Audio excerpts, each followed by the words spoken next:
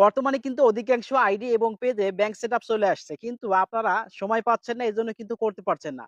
অনেকের এখানে সময় দেয়, টাইম দেয়। আপনারা ওই টাইম অনুযায়ী করতে পারেন না। অনেকের ডেট ওভার হয়ে যায়। সেক্ষেত্রে আপনি কি ব্যাংক অ্যাকাউন্ট করতে পারবেন? সেক্ষেত্রে আপনি কিভাবে ব্যাংক সেটআপ করবেন? চলুন প্রসেসটা দেখাই। যে আপনার ওখানে যদি টাইম থাকে, ডেট ওভার হয়ে যায়, সেক্ষেত্রে আপনি কিভাবে ব্যাংক সেটআপ করবেন? অবশ্যই ভিডিওটি কন্টিনিউ করেন, তাহলে অবশ্যই আপনার ডেট ওভার হয়ে গেলেও আপনি কিন্তু ব্যাংক সেটআপ করতে পারবেন। সো মোবাইল স্ক্রিনটি লক্ষ্য করুন, সহজে দেখাচ্ছি। শুরুতে আপনি ফেসবুক প্রোফাইলে আসবেন। তো এই আইডিটা হচ্ছে আমার একটি অডিয়েন্সের আইডি। এই ভাই হচ্ছে প্রবাসে থাকে। তো এই ভাই ব্যাংক সেটআপ করার জন্য তার আইডি সহ সব ইনফরমেশন দিয়েছে সেটআপ করার জন্য। সবাই আপনারা এই ভাইকে একটু সাপোর্ট দিবেন। এই ভাইও আপনাদেরকে সাপোর্ট দিবে। এইভাবে যদি সবাই সবাইকে সাপোর্ট করতে পারেন তাহলে তাড়াতাড়ি সফলতা পাবেন।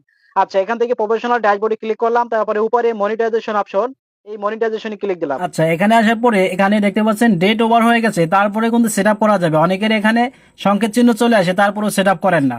আচ্ছা, চলুন আমরা দেখাই যে কিভাবে সেট আপ করতে হয়। দেন এখান থেকে এই যে কন্টিনিউ অপশন, জাস্ট এখানে ক্লিক দেবেন।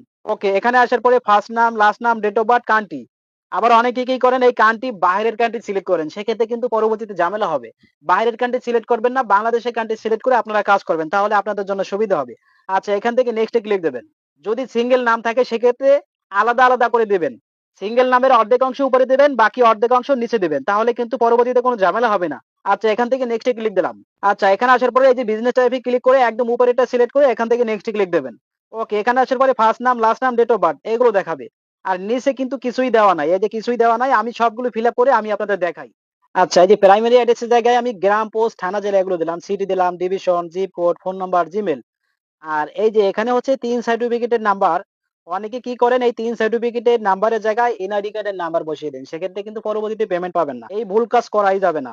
যারা ৩ সার্টিফিকেট তৈরি করতে পারেন না, আমার এই পেজে ভিডিও আছে, চাইলে দেখে আসতে পারেন, অথবা যদি আমার কাছ থেকে তৈরি করতে চান তাও পারবেন। আচ্ছা, এখানে একটা টিক মার্ক দিয়ে এখান থেকে নেক্সট ক্লিক দিলাম। ওকে, এখানে আসার পরে ম্যানুয়াল লিংক ব্যাংক অ্যাকাউন্ট, এখানে একবার টাচ করবেন, তারপরে নিচে যাবেন। নিচে যাওয়ার পরে এই জায়গায় দিবেন সুইপ কোড। এই যে সুইপ কোড দিলাম, তারপরে অ্যাকাউন্ট নাম্বার দিলাম। আচ্ছা, এখন এই যে link pay out method, just এখানে ক্লিক দেবেন। ওকে, এখানে আসার পরে অ্যাড ট্যাক্স ইনফো, জাস্ট এখানে ক্লিক করবেন।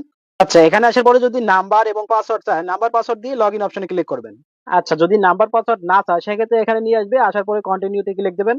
আবারও এখান থেকে কন্টিনিউতে ক্লিক দেবেন। দেন এখানে আসার পরে এখান থেকে নো সিলেক্ট করবেন। আবারও নো সিলেক্ট করে নেক্সট ক্লিক দেবেন। ওকে, এখানে আসার পরে এই যে সিলেক্ট অন, এই জায়গায় ক্লিক দেবেন। তারপরে এখান থেকে এই যে বাংলাদেশ সিলেক্ট করবেন। তারপরে এখান থেকে নেক্সট ক্লিক করবেন। ওকে, এখান থেকে আমি নেক্সট ক্লিক দিলাম। আবারও নেক্সট, আবারও নেক্সট। ওকে, এখান থেকে 0% সিলেক্ট করবেন। তারপরে নেক্সট ক্লিক দেবেন। তারপরে একদম নিচে যাবেন। নিচে যাওয়ার পরে এই যে এখানে একটি টিক মার্ক দেবেন। আর এই সিগনেচারের জায়গায় আপনি যে প্রথম যে নামটি দিয়েছিলেন ওই নামটি দিতে হবে। সেম ভাবে দিতে হবে। যদি ভুল হয় তাহলে কিন্তু এখানে নামটি নেবে না। আচ্ছা, তারপরে এখান থেকে নেক্সট ক্লিক করলাম।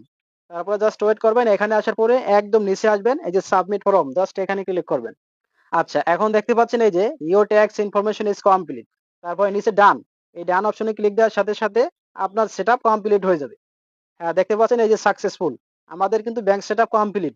এখন যদি এখান থেকে রিফ্রেশ করি, আমরা ব্যাক করে আবারও এখানে প্রোফাইলে চলে যাব। রিফ্রেশ করলাম, এই যে রিফ্রেশ করলাম, প্রফেশনাল ড্যাশবোর্ডে ক্লিক দিলাম। দেন এখান থেকে নিচে যাব। এই যে স্টারে যদি ক্লিক দেই, এই যে দেখতে পাচ্ছেন আমাদের সেটআপ কমপ্লিট। এইমাত্র সেটআপ হয়েছে, এজন্য এখানে আর্নিং 0 দেখাচ্ছে। আশা করি আপনারা বুঝতে পারছেন যে ডেট ওভার হয়ে গেলে কিভাবে ব্যাংক সেট আপ করতে হয়। এরপর থেকে আপনার ডলারগুলো কোথায় জমা হবে, এই যে পে আউট, এই পে আউটে ক্লিক দিলে আপনার ডলারগুলো এইখানে জমা হবে। আর এখানে দেখতে পাচ্ছেন এই যে your earning are on hold, এইটা কিন্তু কোনো সমস্যা না। এইটা ব্যাংক সেটআপ করার পরে এখানে এই যে দেখতে পাচ্ছেন 21 ফেব্রুয়ারি এখানে কিন্তু চলে যাবে, মানে 10 দিন বা 8 দিন হোল্ডে থাকে, কোনো সমস্যা নাই।